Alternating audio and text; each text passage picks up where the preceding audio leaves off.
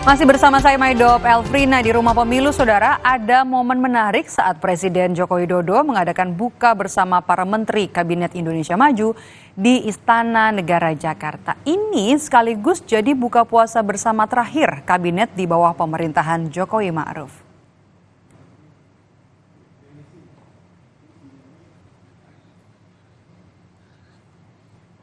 Buka puasa bersama Jokowi Ma'ruf dengan para menterinya digelar di Istana Negara Jakarta. Presiden Jokowi terlihat duduk di bagian paling depan dan satu meja dengan Menteri Pertahanan sekaligus capres terpilih di pemilu 2024. Selain bersama Prabowo, Jokowi juga duduk semeja bersama dengan Wapres Ma'ruf Amin, Menko Perekonomian sekaligus Ketua Umum Partai Golkar Erlangga Hartarto, dan juga Menko Polhukam Adi Cahyanto.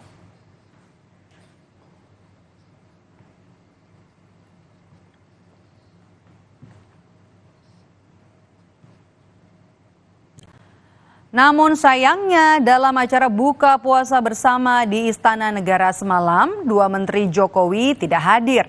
Keduanya, Menteri Sosial Tri Risma hari ini dan juga Menkumham Yasona Laoli yang sama-sama berasal dari PDI Perjuangan. Padahal ini jadi momen buka puasa terakhir bagi para menteri di Kabinet Indonesia Maju bersama Presiden Jokowi dan Wapres Ma'ruf Amin.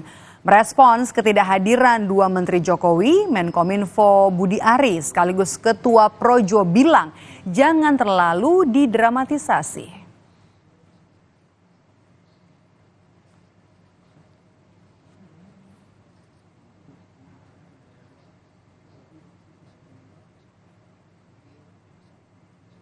Lagi bertugas di luar gitu. Sudah komit ke Pak Presiden, Pak? Kayaknya begitu, jangan didramatisir lah kalau ada yang datang ya. Cuma maunya seru-seru aja, makin gosok, makin sip kayaknya nih. Sementara itu, Saudara, Menko Perekonomian Erlangga Hartarto jadi sorotan karena diapit oleh Presiden Joko Widodo dan juga Presiden terpilih Prabowo Subianto saat buka bersama. Erlangga mengaku membahas banyak hal saat buka bersama.